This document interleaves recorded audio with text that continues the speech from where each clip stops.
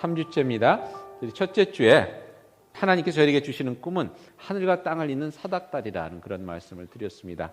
하나님께서 하늘의 뜻이, 여러분들 주기도문에 나오시 하늘의 뜻이 이 땅에 이루어지기를 바라시는데 그것을 가능케 하는 것이 하나님께서 저에게 주신 꿈이라는 것입니다. 여러분들의 삶 가운데 찾아가고 계시는 그 사명, 그것을, 그 꿈을 여러분들이 지니셔야 그것을 통해서 하늘의 복이 땅으로 내려와서 이 땅에 저희들은 돌베개인 줄 알고 베고 잤던 그 딱딱한 돌이 하나님의 성령의 기름이 부어져서 하나님의 제단이 되는, 하나님의 역사가 일어나는 그러한 일이 있게 된다는 것, 첫째 말씀을 드렸고요. 그래서 그 일을 위해서 하나님께서 서서, 야곱에게 서서 내가 여기 있다 말씀하신 것처럼 여러분에게 서서 그 말씀하시는 그 음성을 저희들이 이 한 달 동안 좀 들어보자라는 그런 부탁을 드렸습니다.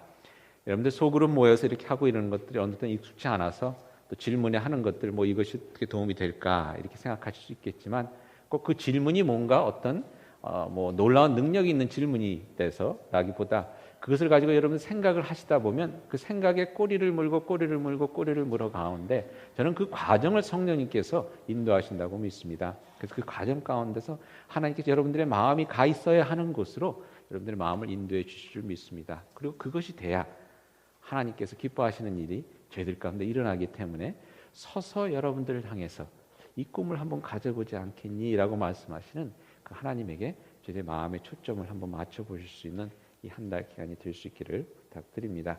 지난주는 모세에 대해서 얘기했습니다. 모세를 하나님께서 어떻게, 모세 자신은 깨닫지 못했지만 저희 그의 삶을 가만히 돌아볼 때 하나님께서가 이스라엘 백성들을 애굽에서 인도해서 광야를 거쳐 약속의 땅에 인도할 수 있는 그러한 사람으로서 저의 삶을 인도해 오셨다는 것을 저희 지난주에 같이 보았는데요.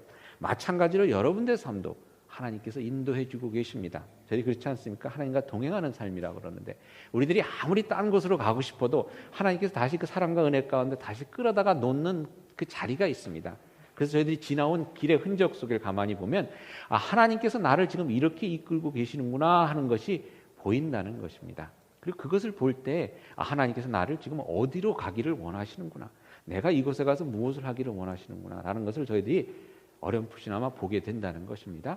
그래서 그런 질문들을 같이 나누면서 여러분들의 삶을 한번 가만히 돌아보실 때 왜 하나님께서 왜 나로 하여금 이 길을 걷게 하셨을까? 하나님께서 왜 나로 하여금 이때 이 일을 하고 싶었는데 그 일을 못하게 하고 저 일을 하게 하시고, 내가 이곳에 가서 살고 싶었는데 미국 땅에 와서 살게 하셨는지, 이런 것들을 한번 곰곰이 살펴볼 때에 여러분을 통해서 이루시고자 하시는 하나님의 그 마음을 조금씩 저희들이 읽을 수 있게 된다는 그런 말씀을 드렸습니다.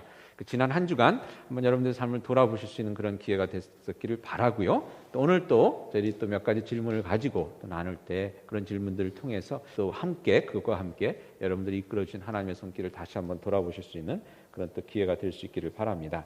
오늘은 느헤미야서를 저희들이 같이 보게 됐습니다. 오늘 느헤미야서 1장을 저희들이 보도록 하겠습니다. 느헤미야서에 보니까 1장 1절에 이렇게 나와 있습니다. 아닥사스다 왕 제20년 기스리월에라고 시간을 이야기해 줍니다. 이스라엘 백성이 바벨론의 포로로 잡혀간 지 한 100년이 넘던 그런 때였던 것 같습니다. 그리고 1절에 보니까 수산궁에 있는데라고 느헤미야가 자기가 있는 곳을 이야기합니다. 느헤미야가 자기가 있는 때 있는 곳, 여러분 저희들 인생의 삶이 그렇지 않습니까? 저희들이 뭐 여러 군데 있는 것이 아니라 저희가 있는 곳, 저희들이 사는 때가 있습니다. 하나님께서 그곳에 보내주시고 그 때를 살게 하신 이유가 있다는 것입니다.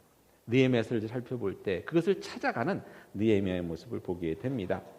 그 수산궁은 바벨론 왕을 위한 겨울 왕궁이었습니다. 11절에 보니까 그것은 느헤미야는 왕의 술관원이라고 이렇게 되어 있습니다. 명하게 술을 바치는 그런 일을 맡았습니다. 언뜻 생각하기에 별거 아니구나라고 생각할 수 있는데 가만히 곰곰이 생각해 보니 이게 굉장히 높은 관직입니다. 왕의 술을, 이게 왕은 아무거나 드시게 할 수 없는 그런 상황 속에서 그 왕의 술을 갖다가 관리하는 사람이라는 것은 어떻게 보면 왕의 목숨에 걸린 그러한 일들이기 때문에 굉장히 중요한 그런 직책이라는 것을 저희들이 알게 됩니다. 그래서 나중에 이 느헤미야가 그 직분을 이용해서 이스라엘 백성들을 위한 하나님의 일을 감당하게 되는 것들을 느헤미야서에서 보게 되는데요. 이런 점들을 이제 살펴볼 때 한 가지 볼 수 있는 것은 느헤미야는 꽤 잘 나간 이민 세대라고 이렇게 저희들이 표현해 볼 수 있겠습니다. 비록 민족의 몰락으로 인해서 포로로 잡혀왔지만 그 어려움 가운데서도 하나님의 축복 가운데 소위 말하는 성공한 삶을 살고 있었습니다. 이스라엘 백성들이 포로로 바벨론에 잡혀왔지만 그 중에서 그래도 발탁이 되어서 왕 옆에서 술 시중까지 들을 수 있는 그런 높은 자리까지 올라갈 수 있었던 느헤미야는 저희 말로 하면 성공한 이민 세대라 이렇게 볼 수가 있습니다. 근데 그때 오늘 말씀해 보니까 그런 중에 예루살렘에서 온 사람을 만나게 됩니다. 그리고 그 사람들에게 예루살렘의 형편을 물어봅니다. 느헤미야가 2절에 보니까 내 형제들 가운데 하나인 하나니가 두어 사람과 함께 유다에서 내게 이르렀기로 내가 그 사로잡힘을 면하고 남아있는 유다와 예루살렘 사람들의 형편을 물은즉이라고 되어 있습니다. 물은즉. 여기서 한번 생각해 볼 수 있는 것은요. 느헤미야가 왜 예루살렘의 형편을 물어봤을까라는 질문을 던져볼 수가 있습니다. 느헤미야는 잘 살고 있었습니다.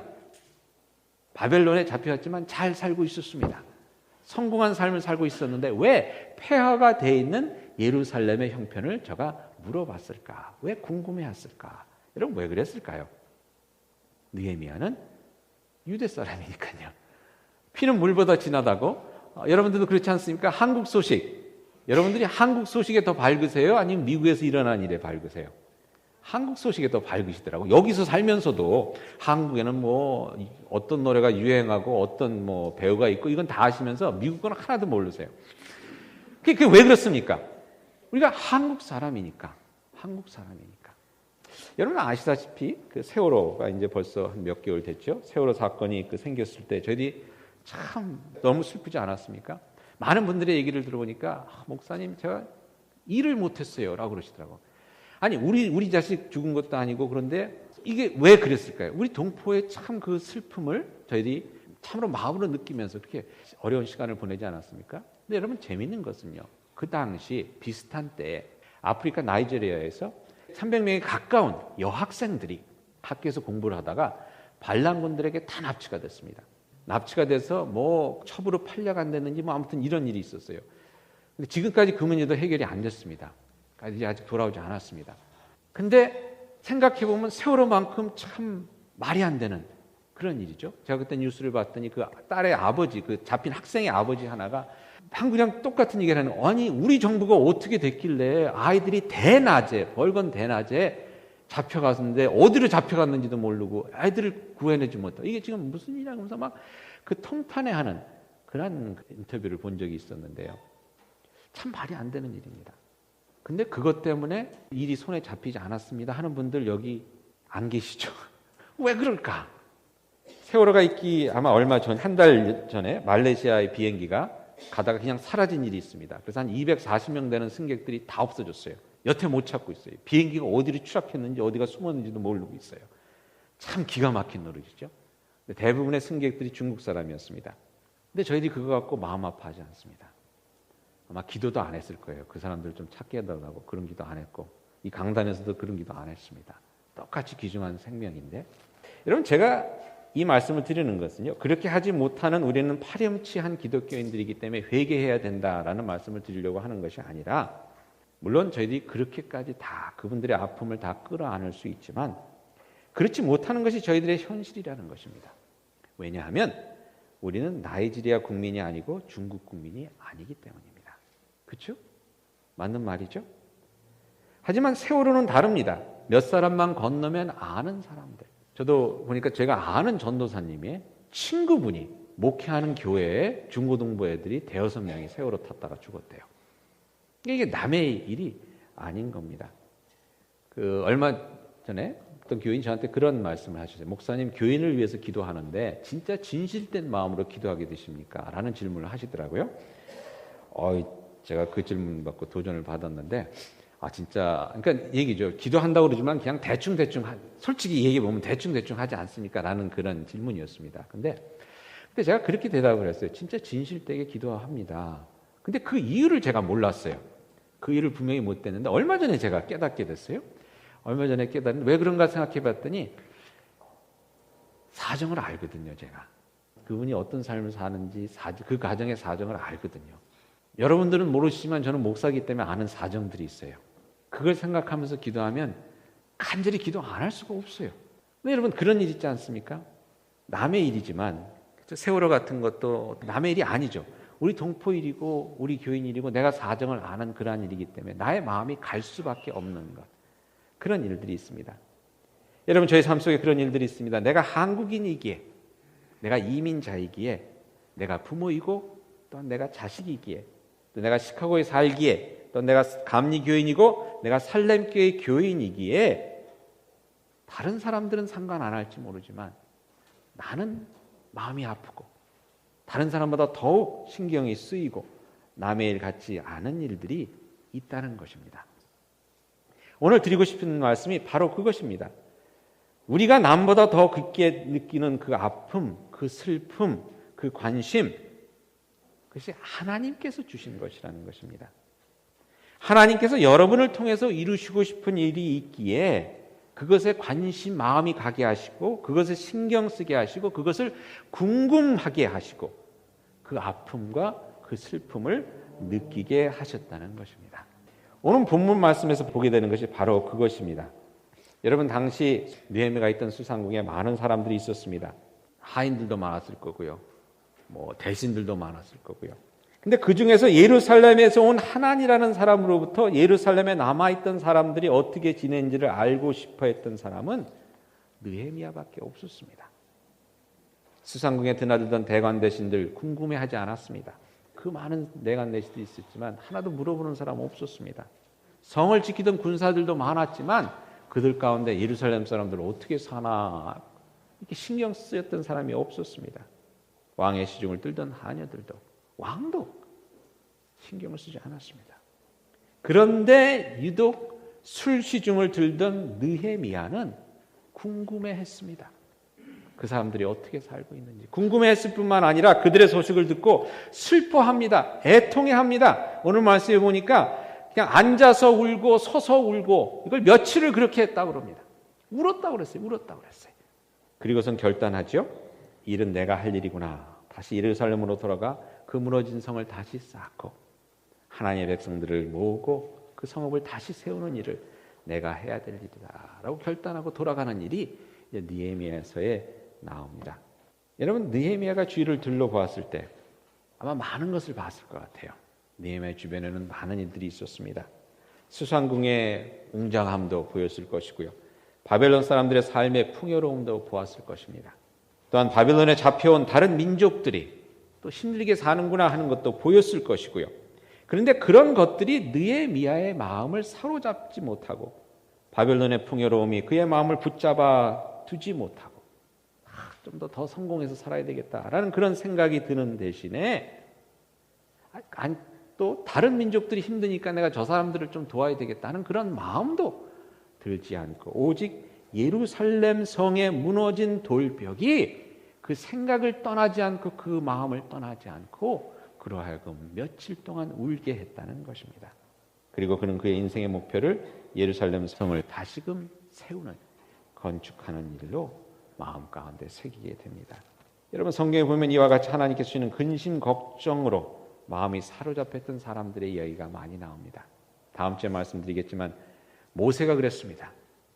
모세의 삶을 살펴볼 때 느헤미야의 동시대에 있던 에스라가 그랬습니다.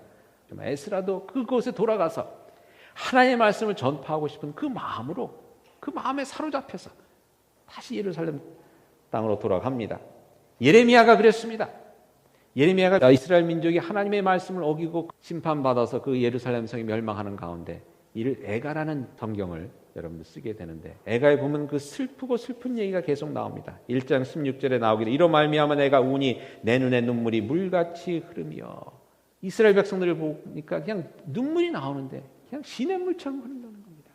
바벨론 사람들은 그걸 보고 웃었을지 모르지만 예레미야는 한없이 울었습니다. 그 아픔을 하나님께서 주셨기 때문에 그리고 저들에게 하나님의 말씀을 전하는 일을 그 인생의 소명으로 삼고 사명으로 삼고 사는 저를 보게 됩니다. 호세아가 그랬고 많은 선지자들이 했고 바울이 그랬습니다. 여러분 잘 아시는 바울. 로마서 1장 10절에 제가 이렇게 얘기합니다. 어떻게 하든지 이제 하나님의 뜻 안에서 너에게 나아갈 길을 얻기를 원하니 내가 너희 보기를 간절히 원하는 것은 하나님의 말씀을 전하기예요. 편지를 쓸 때 그렇게 쓰는 거예요. 내가 간절히 원한다. 다른 사람, 로마 사람들이 이렇게 바랐던 겁니다. 그 마음을 바울에게 하나님께서 주신 것입니다. 고린도후서에서 이렇게 얘기하죠. 우리가 환난 당하는 것도 너희가 위로와 구원을 받게 하려는 것이요, 우리가 위로를 받는 것도 너희가 위로를 받게 하려는 것이다. 내가 힘들고 어려운 일을 다 여러분을 위해서 하는 거다라는 고백을 할 수 있을 정도로 이방인들을 향한 그 마음을 하나님께서 바울에게 주신 것 아닙니까? 빌립보서는 이렇게 얘기합니다. 1장 8절에 내가 예수 그리스도의 심장으로 너희 무리를 얼마나 사모하는지.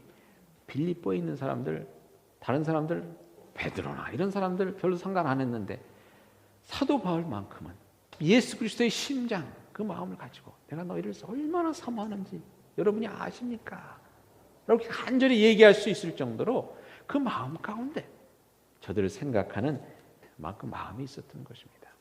왜 그랬습니까? 하나님께서 바울을 통해서 빌립보에 있는 사람들, 고린도에 있는 사람들, 로마에 있는 사람들 이렇게 복음을 전하기를 원하셨기 때문입니다. 여러분, 저희가 살면서 이렇게 하나님께서 저희들의 마음을 움직여 주시는 것이 있습니다. 그 일은 하나님께서 여러분에게 주시는 소명의 경우가 많습니다. 여러분, 그 일을 붙잡으실 수 있기를 바랍니다. 저희들이 살면서 많은 경우 그냥 스쳐 지나가는 경우가 많이 있어요. 하나님께서 내게 마음을 주시는데 그거 하려면 힘들고 어렵지. 그래서 그냥 스쳐 지나가 버립니다. 다음 주에 말씀드리겠지만 근데 그 마음이 또 오는 경우가 있거든요. 내 마음 가운데 계속 걸리적거리는 것이 있습니다. 오늘 소그룹 질문 중에 하나가 여러분들 뉴스 볼 때마다 이렇게 관심 갖고 보게 되는 게 무엇입니까? 라는 질문이 있는데 다른 사람들보다 유난히 이렇게 관심 가는 그런 것들이 있지 않습니까? 그게 뭔지 한번 생각해 보실 수 있기를 바랍니다. 오늘 제가 말씀 계속 나누기 전에 잠깐 지난 15년 동안 하나님께서 보여주신 일에 붙잡혀서 지난 15년을 소명 삼아 수고해 오신 분이 있습니다. 그분의 얘기를 저희 잠깐 들었으면 하는데요. 배돈자 선교사님입니다. 배돈자 선교사님 여러분 아시다시피 러시아에서 지금 선교사로 수고하고 계신데 저번에 오셨을 때 지금 일어나고 있는 일들에 대해서 아마 좀 말씀을 나눴는데 제가 오늘은 특별히 부탁드리기를 저희 교인들 중에 이제 어떻게 러시아까지 가게 되셨는지를 아마 잘 모르시는 분들이 많을 것 같아서 특히 최근에 오신 분들은요. 그래서 선교사님께 어떻게 러시아를 가셔서 15년이죠? 목사님? 이제 15년인가요? 가셨을 때 그 이야기를 잠깐 나눠줍사 했는데요. 우리 시간 잠깐 선교사님 모시고 하나님의 마음에 사로잡혔던 우리 배 선교사님의 초기 얘기를 잠깐 들어보도록 하겠습니다. 우리 선교사님 나오실 때 여러분들 사랑합니다 하는 그런 마음을 담아서 함께 박수 한번 보내주시면 감사하겠습니다.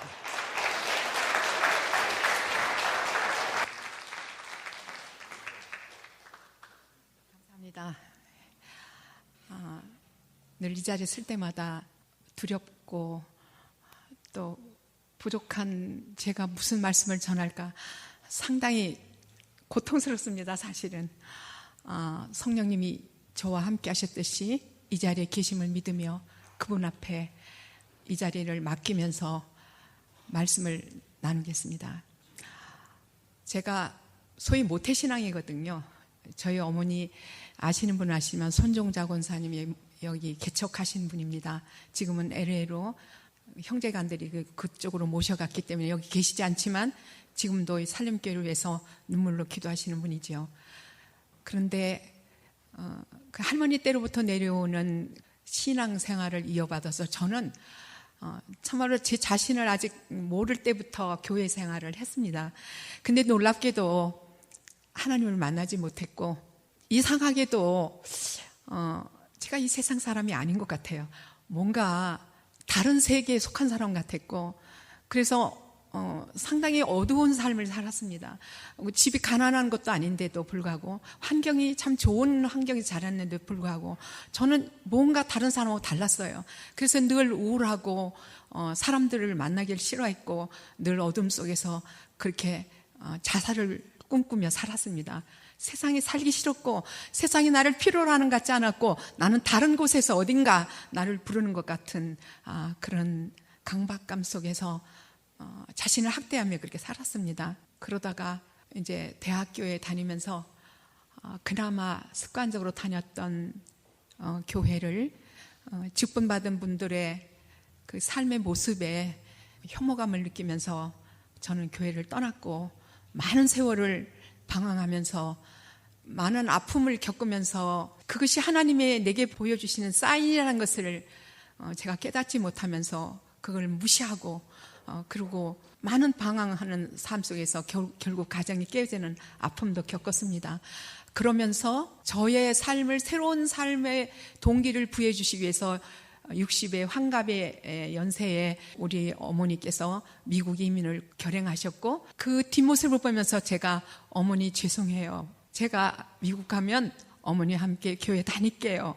이렇게 결심했던 것이 83년도에 제가 미국을 이민 오면서 여기 살림교회 전신인 장종순 목사님이 심호하시던 서부 한인연합 감리교회에 첫 발을 디디게 됐습니다. 그러면서 성가대에서 그 성가대원으로 있으면서 여전히 습관적으로 교회를 다녔습니다. 아직도 하나님 만나지 못했고 아직도 어두움의 마음이 나를 덮었고 그렇게 사는 동안에 하나님은 저를 그냥 두지 않으셨어요. 결국은 자식의 아픔 속에 절망 가운데 하나님 앞에 무릎 꿇을 수밖에 없었고 자식 아픔에 그냥 강팍하게 붙잡고 있는 부모는 없는 것 같아요. 결국 자식 때문에 하나님 앞에 무릎 꿇었고 살려달라고 애원했고 그런데 그 깊은 수렁에 있는 저를 끌어올리시면서 얼마나 내가 이 시간을 기다렸는지 아느냐고 하시고 제 눈물을 닦아주셨고 다시는 너에게 이런 아픔 주지 않으시겠다고 하시면서 저를 품으셨어요. 무조건적으로 용서하시는 주님 앞에서 하나님이 이런 하나님이시구나. 그리고 제가 주님을 이렇게 용서해달라고 내가 지난날 그렇게 못되게 그렇게 했던 것 용서해달라고 그러면서 주님을 이렇게 영접해 드렸을 때 저를 객관적으로 저의 모습을 보게 하셨어요. 얼마나 추하고 더럽고 얼마나 뺀절거리고 얼마나 주님 마음을 아프게 하셨는지 그걸 자세히 보여주셔서 저는 견딜 수 없어 몇 날 며칠 동안을 회개하면서 그렇게 울부짖었습니다. 잘못했다고. 그 죄악들을 용서 안 받고 그 묶였던 곳에서 자유함을 만났을 때 제 마음은 호를 나르는 창옥을 나르는 자가 그런 기쁨의 맛을 봤습니다.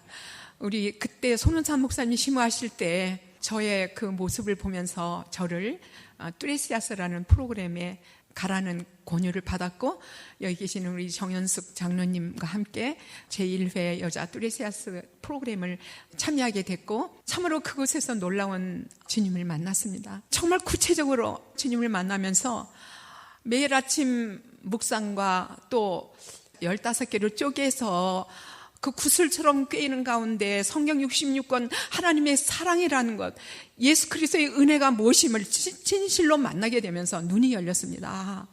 내가 지금까지 습관적으로 다녔던 그래서 말씀을 전혀 몰랐던 그렇게 감정적으로만 치우치고 살아왔던 나의 삶 속에 정말 예수님이 들어오시면서 그 말씀이 소중함을 그리고 말씀이 전체적으로 얼마나 이것이 하나님의 말씀이 사랑이고 복음이구나 그를 손수 만났고 또 특별히 이제 성만찬 시간에 말씀으로만 듣던 그렇게 많이 들었잖아요.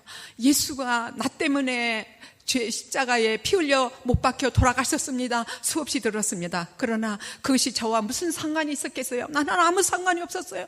알았어요. 너무나 어릴 때부터 들어서 알았어요. 그러나 그것이 저를 변화시킬 수 없었습니다. 근데 그 성만찬 시간에 나는 예수님의 살을 찢으시고 그 피가 나를 살리시는 체험을 하게 됐고 거기서 주저앉아 얼마나 울었는지 모르면 하나님이 그 고통 그 아픔을 당하시면서 그것이 나 때문이라는 것이 내가 거기에 매달려야 되는데 나 때문에 죄 없이는 하나님이 거기에 매달려 계심이 이제 그때 나는 아무것도 할 수 없었는데 주님은 그것을 이루어 놓으셨고 더군다나 그 가시멸관을 쓰시면서 거기서 피와 땀과 눈물과 고통으로 시달리시면서 내가 목마르다 하시는 말씀 그것이 바로 나 때문이라는 것 나는 그때 그 목마름 앞에 나는 물 한 모금도 그 입술에 적셔주지 못했던 것 너무 아팠습니다.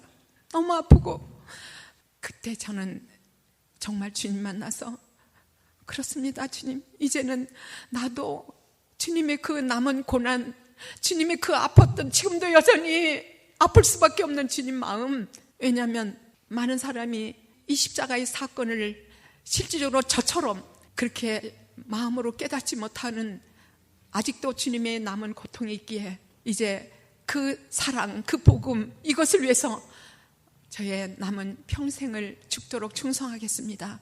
그렇게 결단하게 됐고, 그것에 붙들려서 다니던 그 직장 생활 중에 그 이민 생활의 그 아픔, 고통, 그 어려움, 정말 두 짭을 떼면서 죽도록 살아도 삶의 해결을 제대로 못 받았던 그 고난들 속에서 유일한 위로처였던 1년에 2번씩 제가 자동차 타고 다니면서 여행 다녔던 그것마저 이제 제가 드릴 것은 이것밖에 없습니다. 주님, 이거 드리면서 제 몸으로 제가 빚진 자의 주님 빚을 조금이라도 갚아 드릴 수만 있다면 제가 주님 앞에 편한 마음으로 서겠습니다. 그렇게 하고 결단하고 그 트레시아스 2번 봉사를 했고, 거기서 구체적으로 신앙생활은 어떻게 해야 되고 교회 생활은 어떻게 해야 되며 주님의 부르심 앞에 내가 어떻게 겸손하게 순종해야 되는 것을 배웠습니다.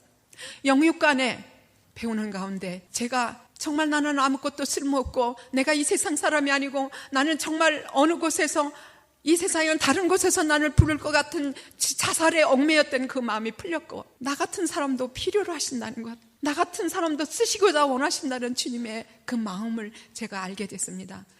그래서 97년도에 제가 러시아에 트레시아스 프로그램을 심어주면서 그 고려 민족들의 또 다른 저의 모습을 보면서 지난날에 저 그에 묵혔던 그 아팠던 그 삶에 얽매였던 그 모습이 바로 내 모습인 것을 보면서 마음이 아팠습니다. 저는 이 자리가 제 새벽기도의 눈물의 자리였습니다. 다른 사람이 다 떠나도 저는 혼자서 여기서 기도했고, 1년을 주님이 부르심 앞에 나 같은 사람이, 나는 나이도 많고 영어도 잘 모르고 재능도 없고 또 건강도 없고 한데, 내가 신학적으로 무슨 크게 훈련받은 것도 없는데 하나님 왜 나 같은 사람을 부르시나요? 그렇게 주님 앞에 물어봤을 때에 주님은 저를, 하나님이 필요하신 분은 다 준비된 자가 아니고 그저 하나님 앞에 마음을 드리고 하나님 만나고 하나님 마음을 아는 분들, 하나님이 들어서 만지시고 다듬으시고 그리고 채우시고 해서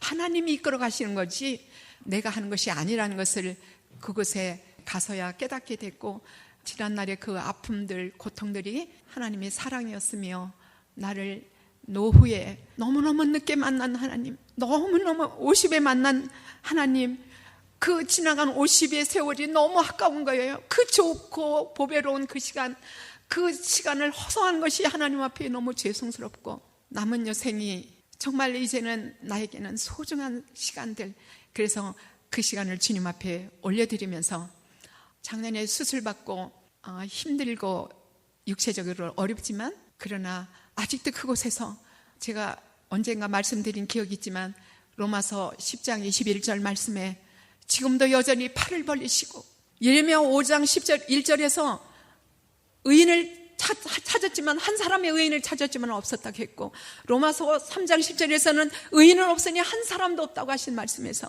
로마서 5장 8절에서 우리가 죄인 됐을 때에 주께서 하나님의 아들 독생자 예수 그리스도를 십자가에 죽으심으로 그분의 사랑이 얼마나 크신지를 확정해 주신 것처럼, 아니 의인을 찾으시는 게 아니라 한 사람의 죄인을 찾으셔서 손을 벌리고 그 더운데, 그 먼지 나는 곳, 그 추운 곳, 그 바람 부는 곳, 그 열악한 곳에서 한 사람의 죄인을 기다리시는 주님의 품에 한 사람이라도 안겨드리고 싶은 마음, 그 마음 하나 가지고 다시 저는 내일 떠납니다. 그동안 참으로 아팠던 마음들이 여기 3주 이 살렘교회를 찾으면서 교회에 많은 발전이 있고 여러분이 일하시는 모습을 보면서 저 스스로 위로를 받았고, 목사님 말씀 통해서 많이 울고 많이 위로가 됐고, 다시 희망을 찾고 새로운 꿈을 안고 내일 돌아갑니다. 그 부족한 종을 위해서 지금까지 하셨듯이 그렇게 기도해 주시기를 부탁드립니다. 고맙습니다.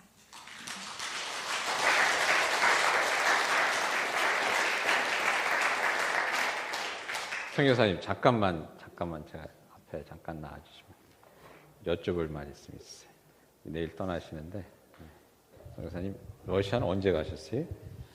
1997년에 처음에 왜 가셨죠? 거기 트레시아스 그 프로그램 해주러 여기 시카고 팀들이 갈 때 같이 가는 거죠. 그러니까 트레시아스 처음 가셨던 게 1997년 저는 1991년에 91년에 처음에 출애스티아를 프로그램을 그러다 경험했고 97년에 러시아에서 출애스티아스를 하러 가는데 네. 같은 팀으로 가셨고 네, 그리고 가셨을 98년. 때 어떠셨어요? 그리고 99년대에 선교사로 가신 거죠? 네, 그럼 97년에 97년에서 99년 사이에 어떤 일이 있었길래? 98년에 또 갔습니다.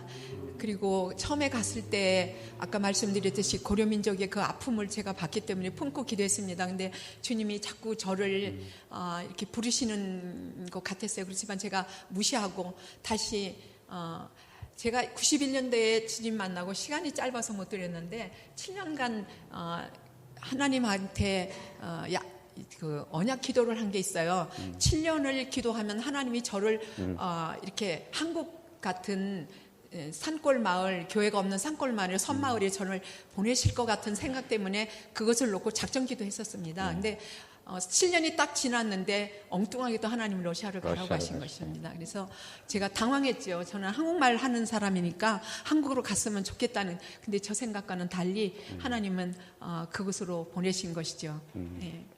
감사합니다. 그 말씀을 제가 듣고 싶어서. 네.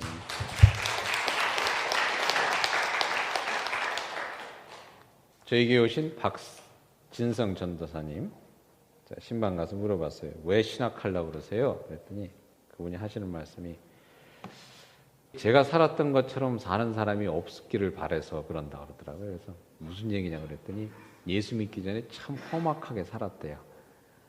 그리고 예수 믿고 나서 생각해보니까 저렇게 사는 거는 사는 게 아닌데 그 한 사람이라도 자기가 살았던 것처럼 그렇게 살지 않았으면 좋겠다 하는 마음으로 목사가 되기로 했다 그래서 제가 좀 처음 들어보는 이유지만 그래도 좀 괜찮다는 그런 생각을 했습니다. 여러분 저희들 가운데 하나님께서 주시는 나의 마음 가운데 머무는 아픔이 있습니다. 생각이 있습니다. 작년에 저희 북한 선교를 위한 컨퍼런스에서 통역을 해달라는 부탁을 받고 제가 갔었는데 그때 수잔 솔티라는 분이 강연을 하시는데 그걸 제가 통역을 했습니다. 그분은 20년 동안 북한의 인권을 위해서 그야말로 쉬지 않고 이렇게 살아온 분인데요. 그분이 그 얘기를 하시는데 마지막 부분에 와서 제가 통역을 하다가 그냥 이렇게 감동에 그냥 목이 탁 막혀갖고 한 몇 주 동안 이제 통역을 못한 적이 있었어요. 그 내용이 이제 이런 거였습니다.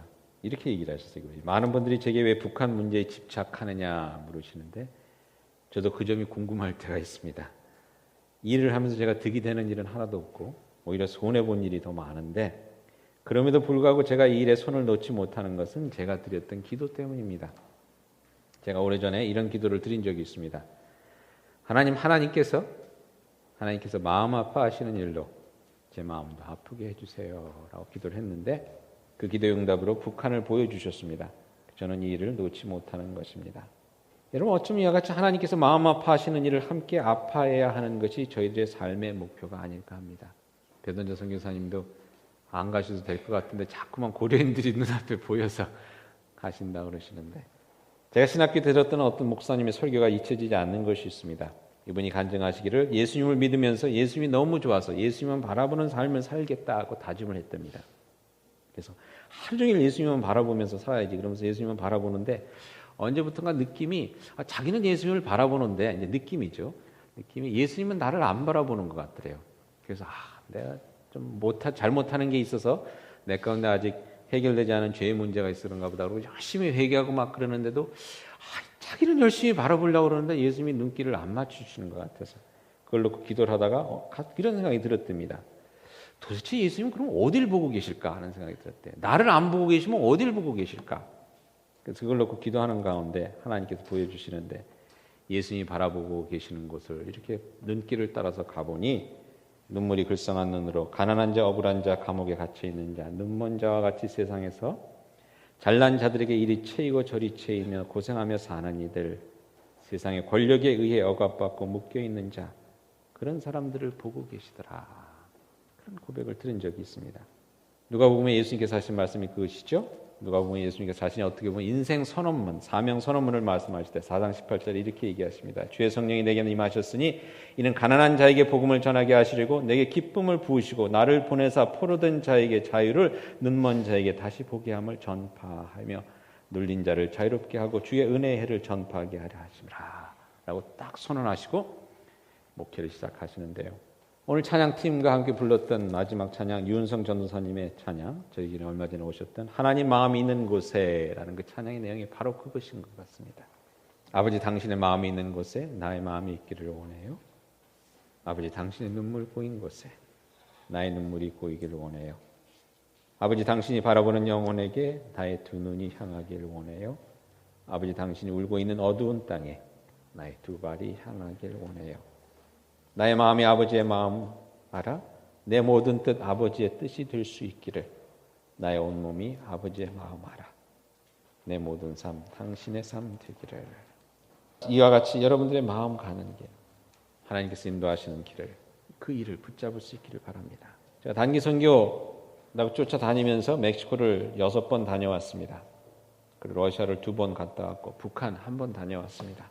멕시코 7번을 다녀오면서 마음속에 들은 먹먹함, 멍보다 러시아 2번 다녀올 때 그 아픔이 더 컸고, 러시아 2번 다녀온 마음의 먹먹함보다 북한 1번 다녀온 마음의 멍이 훨씬 더 큽니다.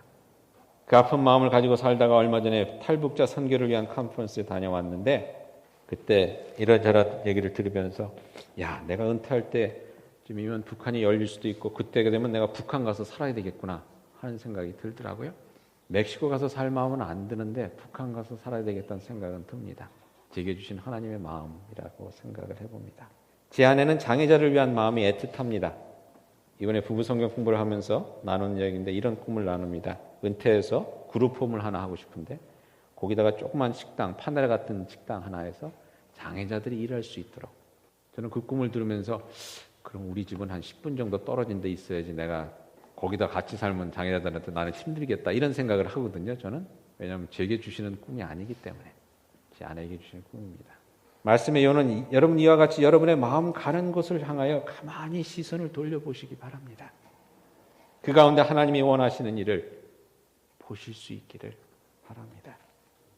하나님 마음 아픈 곳, 마음에 부담이 되신다는, 하나님 마음 아픈 곳 이러면 혹시 부담이 되시는 분들이 있을지 모르겠어요. 그 말이 부담이 되시면 조금 바꿔서 하나님이 기뻐하시는 일, 그것도 부담이 되시면 하나님이 미소 지을 만한 일이 무엇일까 한번 여러분 생각해 보시기 바랍니다. 저는 베노자 선교사님처럼 선교사로 딴 나라 가서 오랫동안 섬기는 일 꿈도 못 꿔봅니다. 반면 많은 이민교회 목사님들처럼 한국 가서 목회해보고 싶은 욕심 한 번도 가져본 적이 없습니다.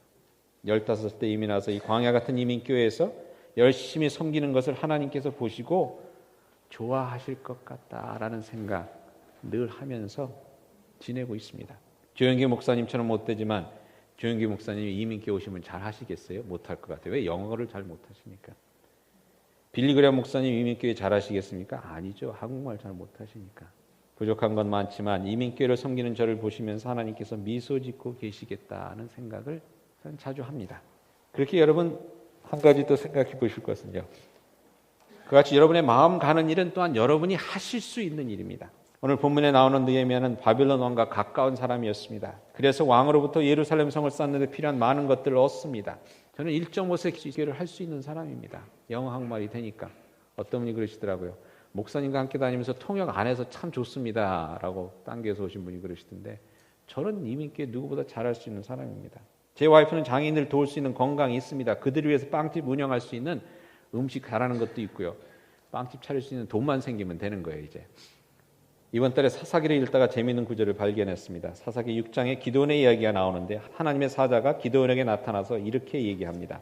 여호와의 사자가 기드온에 나타나 이르되 큰 용사여 여호와께서 너와 함께 계시도다 하매 기드온이 그에게 대답하되 기드온이 막 익스큐즈를 합니다. 하나님 나는 뭐 이렇게 우리 민족은 적고 내 족속은 적고 나는 막 이러고 못합니다. 그러니까 14절에 뭐라고 얘기하시냐면 여호와께서 그를 향하여 이르시되, 여러분 잘 들으시기 바랍니다. 그를 향하여 이르시되 너는 가서 너의 힘으로 이스라엘을 미드안의 손에서 구원하라. 하나님 뭐라고 하십니까? 나중에 내가 함께 하겠다는 말씀을 하시는데 여기서 뭐라고 하냐면 너의 힘으로. 왜? 기드온이 이미 받았다는 거예요. 하나님의 은혜를 받았습니다. 큰 용사로서 가지고 있어요. 300명 데려가서 이길 수 있는 지혜가 있고 능력이 있었다는 것입니다. 여러분들에게 하나님께서 아픈 마음 주시고 꿈을 주실 때는 이미 여러분들의 손에 하나님의 지팡이를 쥐어 주신 후입니다. 이스라엘을 구원할 힘이 기드온에게 주어졌다는 겁니다. 그렇기 때문에 마음을 주시는 것입니다. 여러분의 손에 하나님의 지팡이가 이미 쥐어져 있습니다. 그 지팡이로 무엇을 할 수 있는가를 하나님께서 그 아픈 마음을 통해서 보여주시는 것입니다. 오래전에 본 만화에 이런 내용이 있었습니다. 어떤 사람이 하늘에 삿대질을 하면서 막 하나님께 욕을 합니다. 하나님, 지금 이 어린아이들이 막 죽어가고 있는데 하나님 도대체 뭐 하십니까? 하나님 전지전능하시던 하나님이 도대체 뭐 하십니까? 그리고 삿대질을 막 하고 있는데 잠시 침묵이 흐르다가 하나님께서 이렇게 대답하는 내용이 나옵니다. 만화에서. 야, 나 뭐 했어? 뭐 했어요 도대체? 하나님께서 하신 말씀이 너를 만들었잖아. 너를 만들었잖아. 하나님께서 우리를 통해서 역사하시려고 그 아이를 먹이기 위해서 나를 만드셨다는 것입니다. 우리를 창조하신 이유가 있다는 것입니다. 굶어 죽는 아이들을 보고 슬퍼하고 아파하고 분노해하는 이유가 분명히 있다는 것입니다. 하나님께서 나를 쓰시기 위해서 내 손에 저들을 인도할 수 있는 또한 지팡이가 들려져 있는 이유가 분명히 있다는 것입니다. 여러분, 이번에 하나님께서 주신 그 삶의 목적을 찾아내서 하나님의 마음을 좀 시원케 해드리는 그런 저와 여러분이 될 수 있으면 좋겠습니다. 하나님의 마음이 어디 있는지, 왜 내게 주신 슬픈 마음, 내가 궁금해하는 것, 내가 신경 쓰이는 것, 내게 바들되는 것, 그것이 여러분 사람마다 다 틀립니다. 다 뭐 아프리카 가고 그런 게 아니고요. 부모로부터 받지 못한 사랑 때문에 내 아이만큼은 잘 키워보겠다는 그 강박관념, 하나님께서 주신 것일 수 있습니다. 아이들 잘 키워야 되니까 무엇이 됐든지 간에 여러분의 마음 가운데 주시는 그것을 가만히 곰곰이 한번 들여다보시는 이 한 주간 될 수 있기를 바랍니다. 그리고 이것이 진정 하나님께서 마음 아파하시는 것이라면 감당하실 수 있기를 바랍니다. 이것을 통해서 하나님께서 미소 지으실 수 있다 그러면 거기에 인생 한번 걸어볼 만하지 않겠습니까? 그를 한번 찾아가실 수 있기를 다시 한번 축원드립니다. 하나님 뭐라고 하십니까? 나중에 내가 함께 하겠다는 말씀을 하시는데 여기서 뭐라고 하냐면 너의 힘으로, 왜? 기드온이 이미 받았다는 거예요. 하나님의 은혜를 받았습니다. 큰 용사로서 가지고 있어요. 300명 데려가서 이길 수 있는 지혜가 있고 능력이 있었다는 것입니다. 여러분들에게 하나님께서 아픈 마음 주시고 꿈을 주실 때는 이미 여러분들의 손에 하나님의 지팡이를 쥐어 주신 후입니다. 이스라엘을 구원할 힘이 기드온에게 주어졌다는 겁니다. 그렇기 때문에 마음을 주시는 것입니다. 여러분의 손에 하나님의 지팡이가 이미 쥐어져 있습니다. 그 지팡이로 무엇을 할 수 있는가를 하나님께서 그 아픈 마음을 통해서 보여주시는 것입니다. 오래전에 본 만화에 이런 내용이 있었습니다. 어떤 사람이 하늘에 삿대질을 하면서 막 하나님께 욕을 합니다. 하나님, 지금 이 어린아이들이 막 죽어가고 있는데 하나님 도대체 뭐 하십니까? 하나님 전지전능하시던 하나님이 도대체 뭐 하십니까? 그리고 삿대질을 막 하고 있는데 잠시 침묵이 흐르다가 하나님께서 이렇게 대답하는 내용이 나옵니다. 만화에서. 야, 나 뭐 했어? 뭐 했어요 도대체? 하나님께서 하신 말씀이 너를 만들었잖아. 너를 만들었잖아. 하나님께서 우리를 통해서 역사하시려고 그 아이를 먹이기 위해서 나를 만드셨다는 것입니다. 우리를 창조하신 이유가 있다는 것입니다. 굶어 죽는 아이들을 보고 슬퍼하고 아파하고 분노해하는 이유가 분명히 있다는 것입니다. 하나님께서 나를 쓰시기 위해서 내 손에 저들을 인도할 수 있는 또한 지팡이가 들려져 있는 이유가 분명히 있다는 것입니다.